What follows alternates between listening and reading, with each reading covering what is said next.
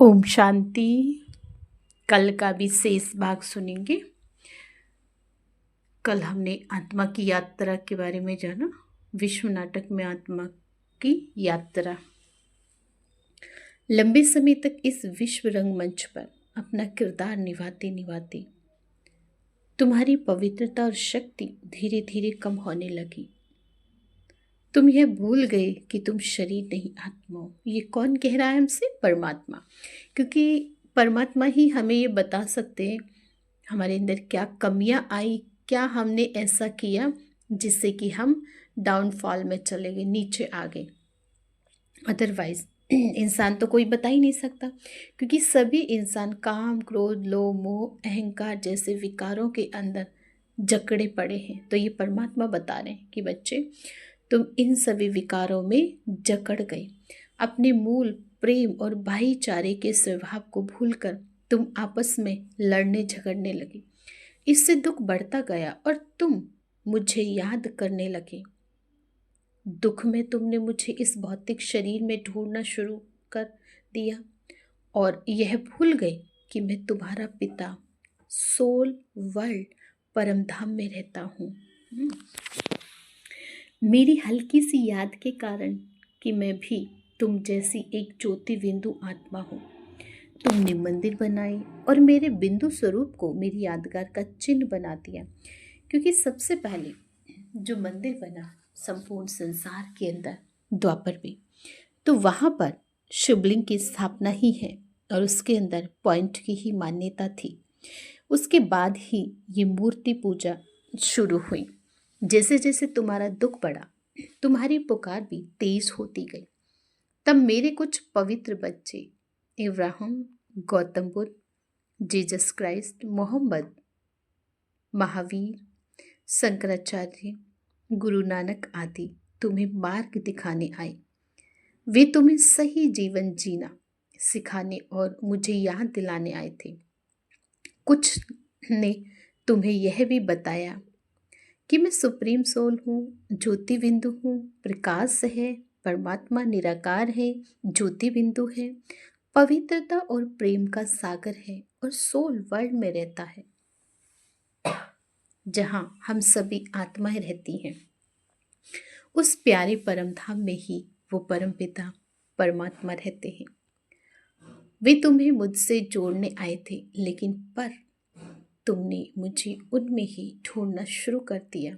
यही कारण है आज इंसान का कि वो परमात्मा से हमको जोड़ने आए, लेकिन हम लोगों ने, मनुष्य ने क्या किया कि जो परमात्मा से जोड़ रहे थे वो उनके ही साथ जुड़कर रह गए और बस उतना ही मिला जितना उनके पास था। क्योंकि परमात्मा से जुड़ते तो शायद आज इस संसार में इतने दुख, इतने विकार नहीं बढ़ पाते। लेकिन इंसान की यही गलत फहमी है कि वो पिता को छोड़ बस बच्चे के साथ जुड़ के ही रह जाता है। समय के साथ तुम धर्म, पंथ और देश के नाम पर भी बढ़ते चले गए। मेरे मीठे बच्चे, तुमने मेरे नाम पर युद्ध करना शुरू कर दिया। तुमने अपने सतयुग और त्रेता युग के पूर्वजों राधे कृष्ण, लक्ष्मी नारायण, राम, सीता जैसी देवी आत्माओं की याद में मंदिर बनाए और मुझे, है ना, और मुझे क्या कर दिया, उनमें देखने लगे। माना देवी देवताओं में भी भगवान को देखने लगे।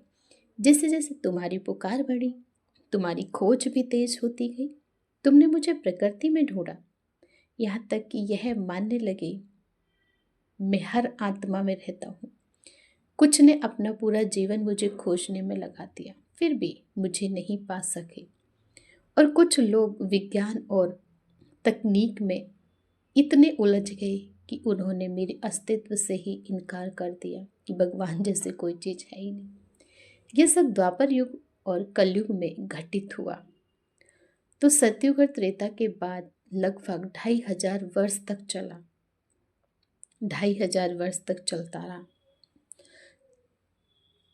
तो सतयुग और त्रेता के अंदर बहुत ही सुंदर दुनिया होती है,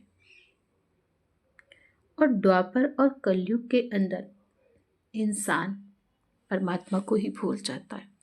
परमात्मा को भूलने के कारण ही ये सब चीज़ें हो रही हैं आज जो संसार में दिख रहा है।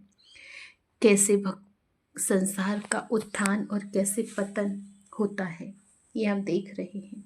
सिर्फ कर्मों की ही फिलॉसफी है, कर्मों के ऊपर ही डिपेंड करता है इस संसार का दुख और सुख। जिस दिन इंसान के कर्म सुधर जाएंगे और वो अपने प्यारे परमपिता परमात्मा को पहचान लेगा और उससे जुड़ने लगेगा मन से, पुनः फिर से इस सृष्टि पर दैवी स्वराज्य आ जाएगा और देवताओं का ही राज होगा। इसलिए फिर से भगवान आए हैं और वो यही मैसेज दे रहे हैं, जागो जागो, अब ज़्यादा समय नहीं है।